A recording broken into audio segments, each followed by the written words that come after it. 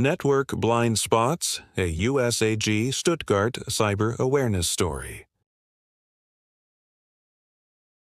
Hopefully, this funding shutdown comes to a swift end. In the meantime, as a team, we are all feeling the uncertainty of the times. I encourage everyone to ignore divisive messaging in the news and stick together, support one another, and stay on the positive track. If finances are a concern, then contact the Stuttgart Army Community Services, ACS, for guidance and, if needed, resources that offer zero-interest loans to get any experiencing hardships requiring such support. Before we start, I want to take a moment to reintroduce you to our new community messaging platform called the OPSEC Minute Extended. On Mondays, even during a funding shutdown, we hope to continue using this space, in both text and posted videos, to share both a little OPSEC or Operation Security wisdom, along with an occasional Marvel team-up bridge that ties into other regulatory security disciplines and policies that our leadership and the Department of Army embrace. As October is Cyber Awareness Month, our OPSEC Minute Secure narratives will feature in cyber awareness flavor along with a message to the Stuttgart garrison's hardworking staff and workforce still on the job to ensure they complete their security training and Cyber Awareness Challenge 2026. For more on the latter training, Google Cyber Awareness Challenge 2026 and click the login with the CAC icon. As for the posted video, we realize reading a page of dialogue is not everyone's cup of tea. As an alternative, please feel free to check out the video of this and other OPSEC Minute stories on our YouTube Secure Narratives channel. Simply click the link and let it play in the background as you tackle your morning routine and backlog of email. All right, that quick moment is up. Enjoy today's secure narrative.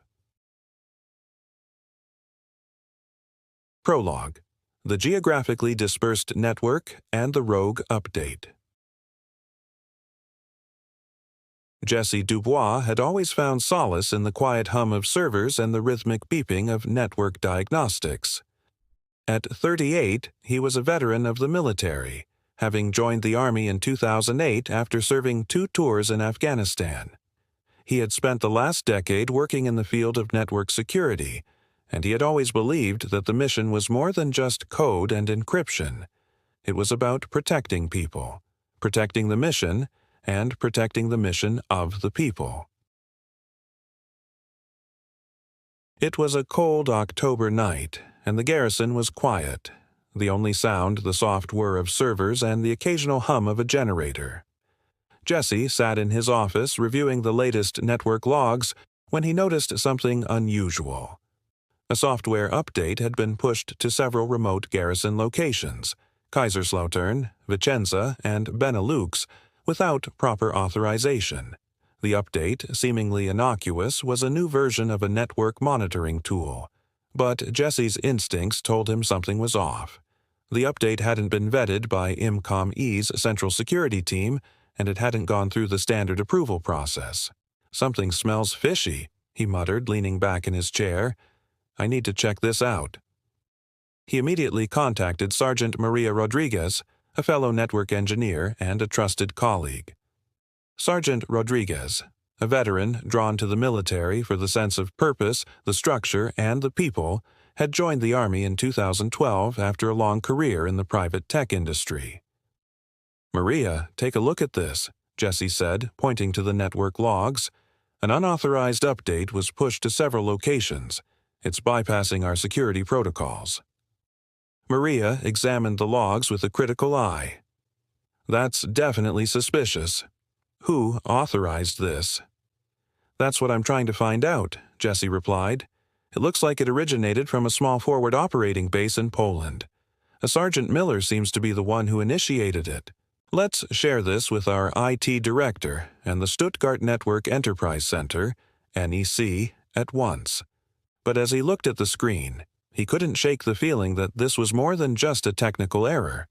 The way the update was structured, the way the logs were being manipulated, it felt like someone was trying to hide something, and that thought made his stomach twist. Act 1. The Unauthorized Patch. Sergeant David Miller, a well-intentioned but misguided IT specialist at the Polish FOB, believed he was improving network performance. He'd stumbled upon the update online and, eager to fix a persistent connectivity issue, bypassed standard security protocols and installed it without consulting with central IT. He hadn't realized the update contained a hidden backdoor that could allow unauthorized access to the network. He thought he was being helpful, explained Mr. Klaus Weber, the IMCOM-E IT director, shaking his head. He just wanted to get things working. He didn't understand the risks. Mr. Robert Taylor, the DPTMS protection chief, was less sympathetic. Ignorance is no excuse. We have procedures in place for a reason. This is a clear violation of security protocols. Jesse felt a knot in his stomach. He had seen this kind of mistake before, glaring at the edge of a protocol thinking the rules were too strict, too slow. But he also knew that in the world of cyber, even the smallest oversight could have catastrophic consequences. Sergeant Miller's actions may have been well-meaning, Jesse said to Maria, but they were dangerous. We need to understand the full scope of what he did and what it means for the garrison. Act 2. The Breach and Response. The backdoor was quickly exploited by a malicious actor, a sophisticated cybercriminal group with ties to a foreign intelligence agency. The attacker gained access to sensitive data, including troop movement schedules, communications, and personnel records. The breach triggered alarms at the U.S. Cyber Command, and a rapid response team was dispatched to contain the damage. Image Daniel Jimenez, director of the Directorate of Emergency Services, DES, immediately activated the garrison's incident response plan. Ed Ottalora, the DES deputy director, coordinated the efforts of the various security teams. Mr. Alonzo Edwards, the garrison command security manager, a seasoned professional with over 20 years of experience in cybersecurity, with a reputation for being both a leader and a mentor, led the forensic investigation working to identify the extent of the breach and track down the attacker. "This isn't just a technical breach," he said during the investigation. "It's a human one. We need to understand the why behind the mistake, not just the what." Colonel Edward Sanford, the garrison commander, was briefed on the situation and authorized the necessary resources to mitigate the damage. Mr. Kyle Curry, director of DPTMS, and Mr. Luke Fralick, the ATO, provided technical expertise and threat intelligence. "This is a serious situation," Colonel Sanford said, his voice grim. "We need to contain this breach and prevent further damage. I want a full accounting of what happened and a plan to prevent this from happening again." Act 3. The Investigation and the Human Element. The investigation was a team effort. Sergeant Maria Rodriguez, with a background as a quiet, steady presence in the team, was one of the first to volunteer for this most challenging tasks. The IT director, Mr. Edwards, the command security manager, and the OPSEC officer, Mr. James Brooks, worked side by side to trace the source of the breach. They pored over logs, interviewed personnel, and even visited the Polish FOB to understand the mindset of the soldier who had made the mistake. Sergeant Miller was a good guy, Maria said, but he didn't understand the rules. He thought he was doing the right thing, but he didn't realize the consequences. "Exactly," said Mr. Brooks. "That's the problem with OPSEC. We can't just rely on the rules. We need to make sure that every soldier, every technician, understands the importance of following procedures. That's the key to preventing this from happening again." Jesse nodded. "I've seen this before. People think they're helping, but they're actually hurting the mission. We need to make sure that the training is not just about the rules, but about the why behind them." Act 4. The Aftermath and the New Way Forward. The breach had shaken the garrison.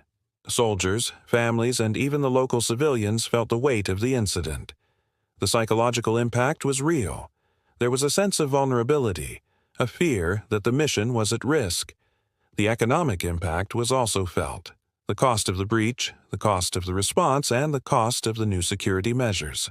But the garrison also felt the power of unity. The team came together, not just to fix the problem, but to learn from it. The OPSEC team, the IT staff, the DPTMS, and the Army Community Service, ACS, worked together to create a new awareness campaign.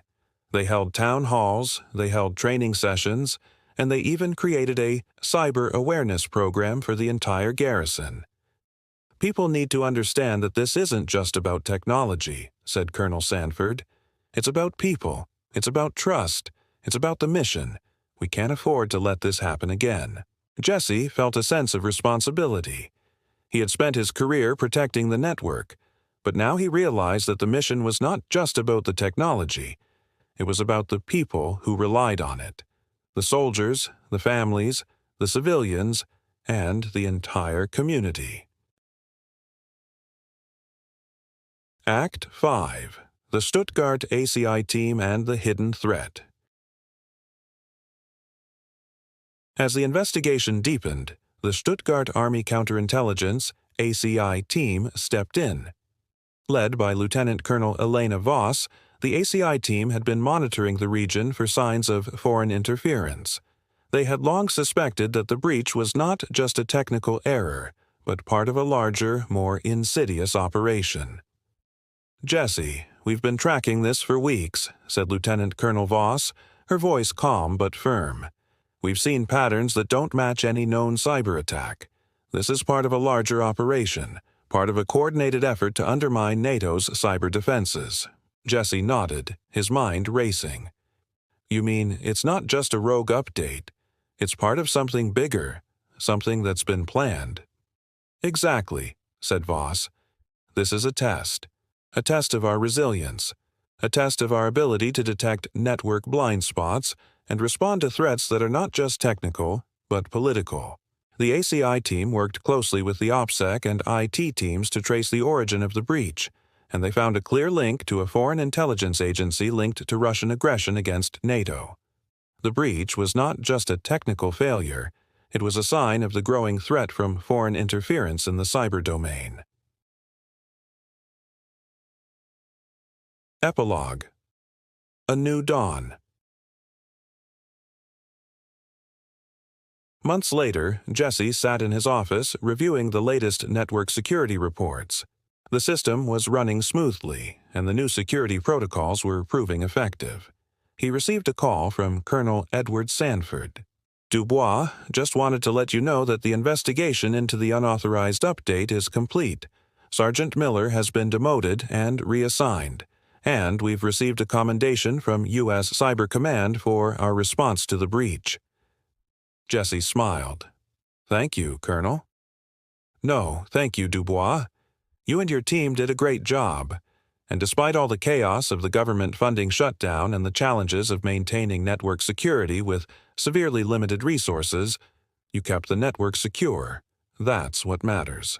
Jesse hung up the phone, a sense of quiet satisfaction washing over him.